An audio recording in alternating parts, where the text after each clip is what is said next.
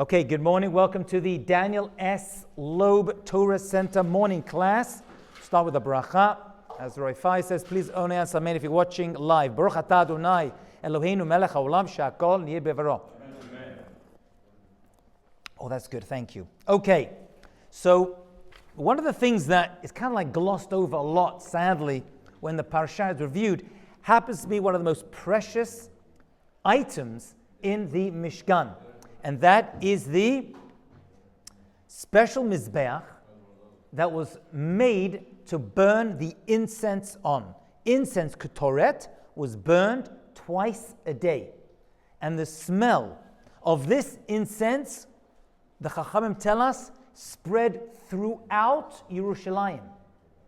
You walk around Yerushalayim, and the smell of the incense that was burned twice a day was so strong and so beautiful and smelled so good that people would walk through Yerushalayim in order to smell it. The Gemara says that brides on their wedding day would travel specifically to Yerushalayim to walk near the Bet HaMikdash, so the smell of the incense, the ketoret, would wash up on their wedding dress, so they smell good on their wedding day.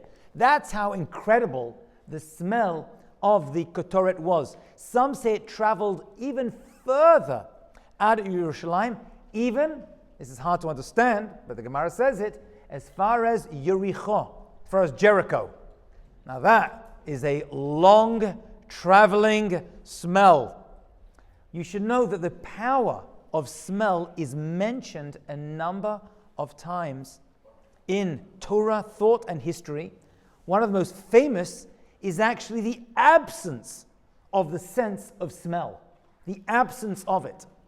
If you go to Gan Eden, in the Garden of Eden, we know there was the tree of Etz Hadah, the tree of knowledge of Tov and Ra, good and bad.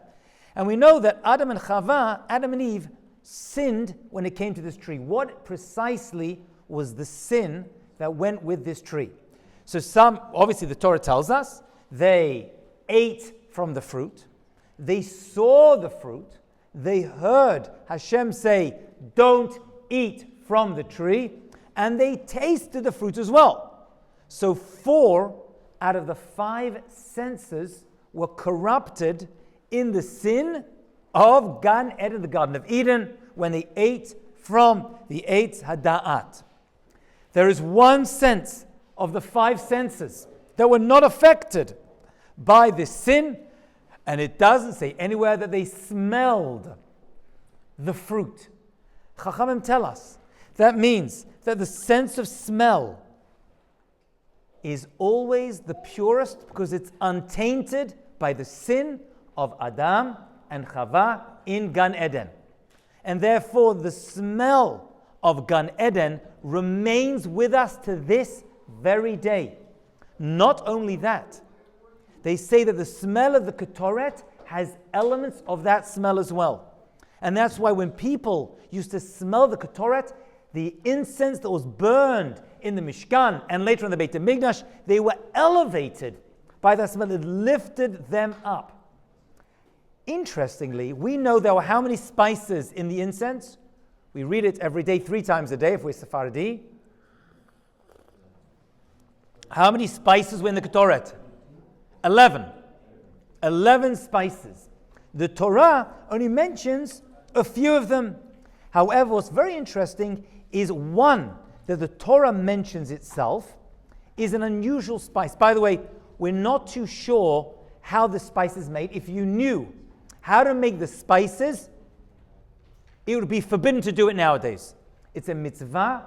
There is only left for a certain family. There was a mishpacha who were called the Avtinas family.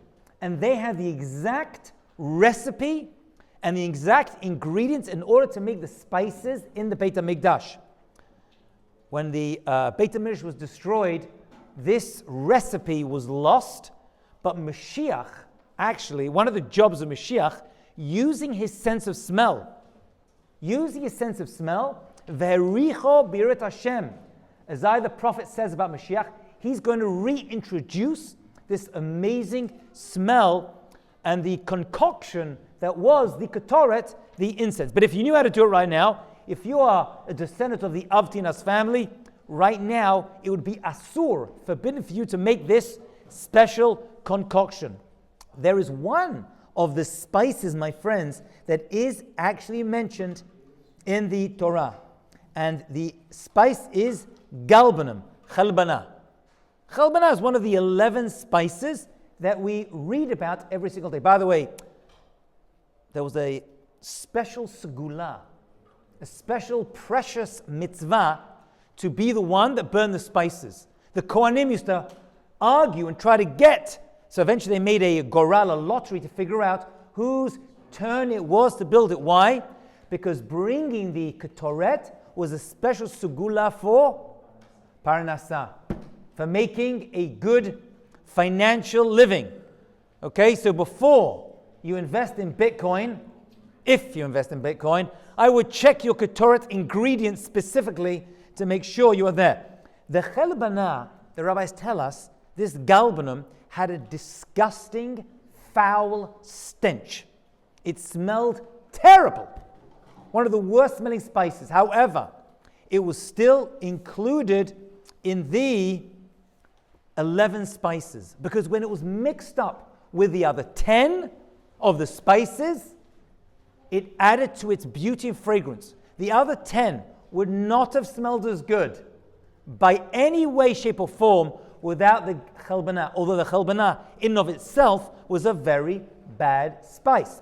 The Chachamim learned from this a very important principle, and that is, it is a mitzvah, actually some say even a chiyuv, an obligation, to include people who are not good people in your minyan.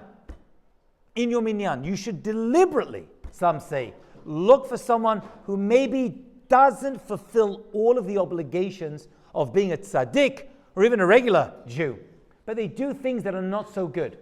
So you walk into a Bet Knesset and you see a minyan there, you have to expect one of them to be not such a good person.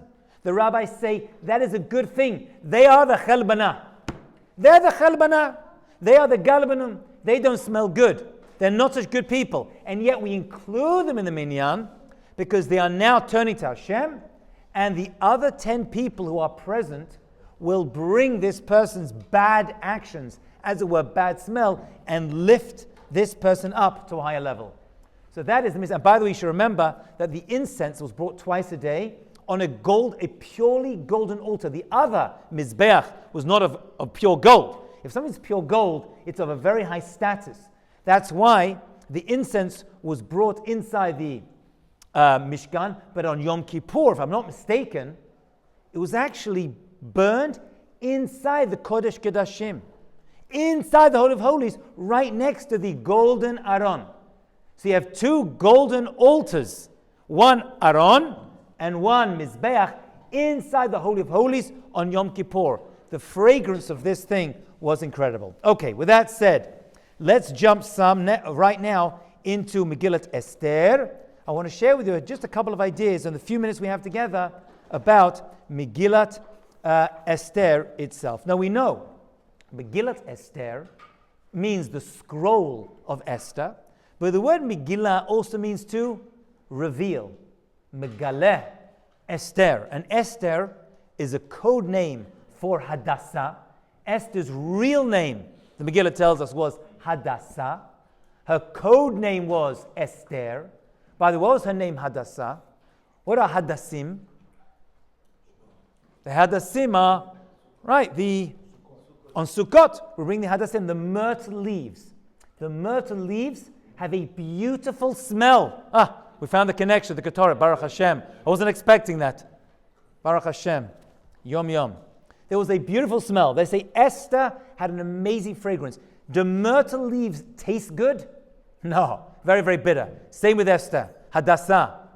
Her actions, her ma'asim were tov. But if you messed with her, you got a bitter taste. Don't mess with Hadassah. The Ma'am Loeh says actually that the myrtle leaves are very green, Hadassah, because she had a beautiful olive green complexion. Right? She was a beautiful Persian lady. She had a beautiful olive green complexion that was irresistible to everyone that saw her. Some say, actually, no, it's the opposite. When she found out she was going to be kidnapped, which she was, and violated, which she was by Achashverosh, she turned green in fright and remained green like a Hadassah for the rest of her life.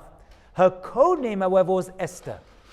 What is Esther? We know that as a Hebrew name, which it is a Hebrew name, because it means hidden. So Megillat Esther means to reveal that which is hidden. Megillah Esther. However, the word Esther, Rashi tells us, also is from the word Ishtar, or we say in English, a star. Esther is a star. She was like a star in the heavens, like Mars or Venus, he says, that shines and brings great goodness into the world. That's what she was. And every nation saw her as one of theirs, because Ishtar is also a word in other nations around as well, in Persian, I guess in Arabic, or whatever languages are around in those days. Everyone looked at her and said, that woman Esther, she's ours. She belongs to our nation. She, of course, had to keep her identity secret, because had they found out she was Jewish, what could they have done? Killed her, especially Haman. So even Haman did not know the origins of her background, of her life, that she was actually a holy Jewess. Okay, I want to talk for you for just a couple of moments about one of the things that Esther tells. This is one of the great things that she did. Esther tells Mordechai to do in order to save the Jewish people. And in order to understand what she says, we have to understand one of the bad things that Haman told Achashverosh about the Jewish people. When he described the Jewish people to Achashverosh, in order to persuade him, to allow him to kill all the Jewish people, and when I say all, I mean all, every single Jew was residing in the 127 provinces of Achashverosh. This is the only time in history that I know of where every single Jew was up for annihilation. Chas v'chalila. And so everyone was involved in this. Haman turns around to Achashverosh and he's persuading him to let him kill these people, although he doesn't mention by name, or it's not mentioned by name in the Megillah, because it would have been an embarrassment for Achashverosh to read the Megillah after, because Achashverosh survived the story. Right? We were still in Galut, really, after this story. And so Achashverosh was the first person to receive his art scroll copy of Megillat Esther. And that's why Achashverosh does not look so bad in the Megillah. Right? Haman looks like a real Rasha, but Achashverosh does not. Achashverosh does not. It also does not mention he was willing to kill the Jewish people, because afterwards it would have been an embarrassment. He wanted to kill the nation of his beautiful wife, Esther. So Haman says to Achashverosh, there is a people, and they are mufuzar umufurad. They are spread out throughout your entire kingdom of 127 provinces. What is this description? So some take it as a pragmatical explanation. What is he saying? Achashverosh, it's not worth leaving them alive. They're spread out. They do nothing for you. They're not a one-nation people concentrated in one location or with one mind and thought. They're spread out. It's not worth you leaving them alone. Just kill them. There's nothing they can do for you. And when you threaten them, they're not unified to come and attack you. So your seat as emperor, Achashverosh, is not going to be threatened by these people, even militarily. They're all spread out, mufuzar and mufurad. They're not one nation. Later on, when Esther is persuaded by Mordechai to reveal her origins to Achashverosh, which, by the way, was a very dangerous thing to do, for her especially, because, number one, you weren't allowed to see the king without 30 days permission, and she did not have 30 days permission, and she still went in. And also, he could have turned around like that and said, off with your head. What are you accusing my advisor of Haman doing? Plus, when she found out she was Jewish, right, he could have wanted to kill her as a Jew anyway. And most importantly, most people are not aware of this, when she walked into Achashverosh that time, after fasting for 3 days, to reveal her origins, she was also voluntarily giving herself physically to Achashverosh. Up to this point, she was only violated and raped against her will. But now she was going voluntarily to give herself up to Achashverosh, which, by the way, ended up producing a child, the only child she had through Achashverosh, Dariavesh II. That's the child that came, who was actually Jewish and did permit the Jewish people to go back and rebuild the second Beit HaMikdash. And also it meant that now she was not allowed to reunite with her actual husband, although it's not mentioned in Megillah, because it wouldn't have appeared good to Achashverosh, Mordechai. Mordechai took his cousin Esther and adopted her, but actually, according to many opinions, he was married to her. And now that she voluntarily gave herself to Achashverosh, he was not permitted to remain married to her. And that's why she says to Mordechai, before she walks in this very terrifying moment of the Megillah, Im avadati, avadati. If I die, I die. Why a double lashon of death? Because physically she could have been killed, but spiritually she was broken as well. Because now she knew she would never be with Mordechai, her husband, ever again, and she was now going to have to voluntarily give herself up physically to Achashverosh without any qualms. So this was a double murder. But Esther's living in the palace for 17 years was a miserable experience. And now we think she's a queen, and every little Jewish girl dressed up as Esther, and every Jewish boy as Mordechai. Her life was miserable. She either lived eating non-kosher food for 17 years, which broke her, or, and this is the opinion that we try to go with, she ate seeds and nuts, so she's living on seeds and nuts for 17 years. She barely is able to keep Shabbat. It's a very difficult situation for her. She's violated by Achashverosh against her will. She's separated from Mordechai, and now she's told that the entire Jewish people's life and existence is on her shoulders. Terrible. So she turns around to Mordechai, and she says, Mordechai, I need you to do the following. I'm going to go and deal with Achashverosh. By the way, up to this point, if I walk in to see Achashverosh, Mordechai is telling her what to do. He's in charge. Once she volunteers, once Esther volunteers to take responsibility for the Jewish people, v'nahafachu, it all turns around. She's the boss. She says, Mordechai, go, lech, kenos, gather together, et kol Yehudim, all the Jewish people, hanimsa'im b'Shushan, who are existing in Shushan. She's in charge. I believe, my dear friends. I haven't read this anywhere, but I'm sure in 2,500 years of history since this point, someone's mentioned it among the rabbis. That's why it's called Megillat Esther and not Megillat Mordechai, although they were both involved in writing Megillat Esther, because she was the one who put her life on the line. It's Megillat Esther. She was the one who went out, and by the way, that's why all the mitzvah, one opinion is, why are women obligated to all the mitzvah to Purim? It's a mitzvah shezman grama. It's a mitzvah that is time-bound. Really, they should not have to do the mitzvot, the rabbinic mitzvot of Purim.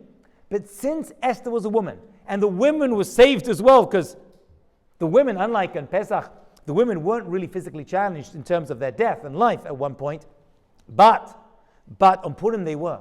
And so women have all the same obligations when it comes to Kriyat Megillah and all the mitzvot of Purim, Mata li'avyonim, mishloach manot, that men do as well.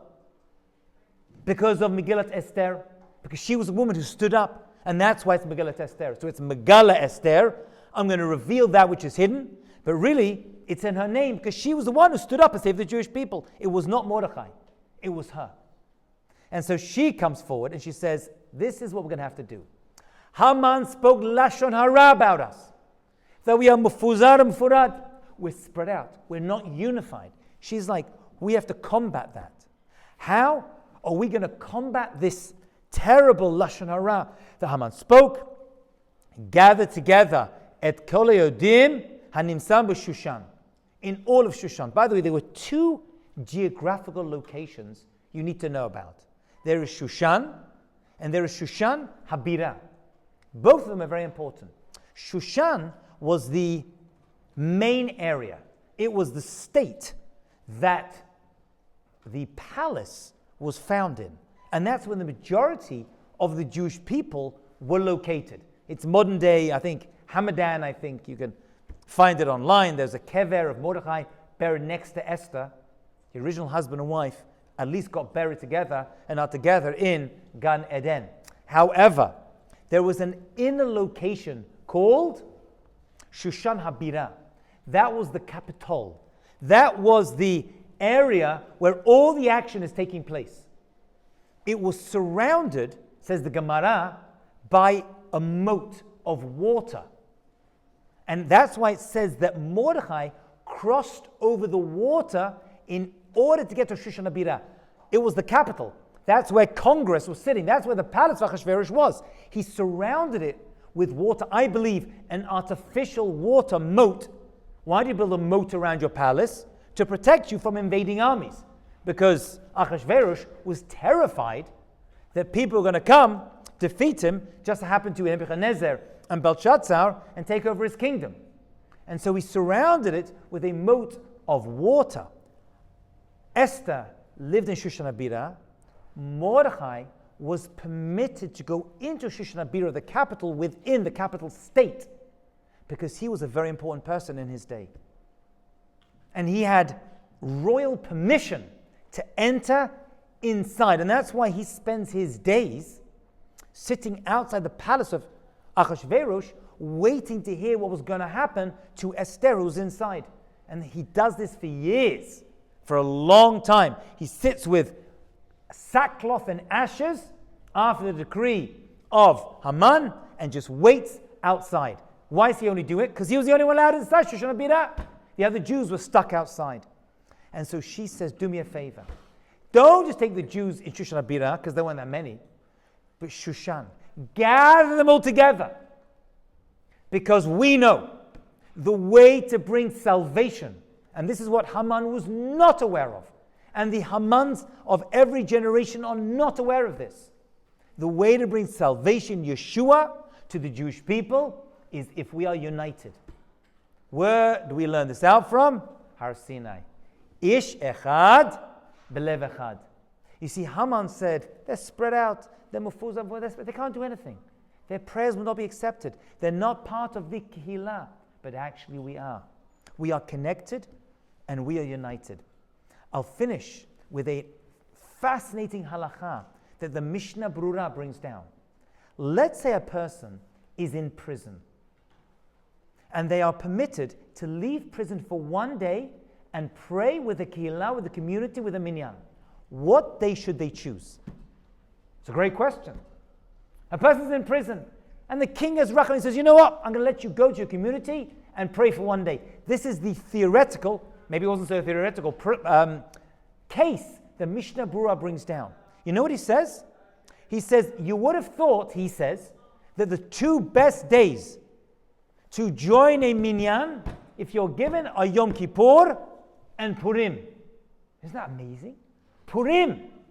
He brings the Havamina as an original idea that is the best day to pray to Hashem. Because we are together. We are united as a much. Yom Kippur we are. But Yom Kippur, a day like Purim, is good, but not as great as Purim itself. He ends up going back on that and saying, actually, the best time to go pray is, anybody know? The next prayer. Get out right that day. Right? We have a concept of mitzvah b'liado. When the chance to a mitzvah comes to your hand, al tachmitzena. Don't let that mitzvah become chametz. So he says, what you should do is say, I'm leaving right now. The next tefillah, that's the tefillah I want. That's the best way, he says, to fulfill the mitzvah. But in the original concept, he says the best time to pray, he says, is Purim. Purim is on par, if not greater than Yom Kippur. We should not waste our tefillot. And we see that Mordechai and Esther hinted at this. In the Megillah, when they said the best time to pray is when Amalek is trying to attack us. That's the best time, because that's when we are the most scared and the most united. And it was those tefillot during these days of fasting that we did in the Megillah that assured our salvation against Haman and Amalek. Haman are out there. Amalek is still out there. They want to kill us. They don't want to wipe us out. We should try to raise our voices as best on Purim, more than Yom Kippur. And let's face it, it's more fun on Purim, right? You got a good breakfast, a good su'udah. You can enjoy your tefillot a lot more. You are praying with a lot more joy than on Yom Kippur. That tefillah will, B'ezrat Hashem, be answered, and every single Haman and Hamas will be taken away from us this year, B'ezrat Hashem. Have a great and successful day. Purim Sameach.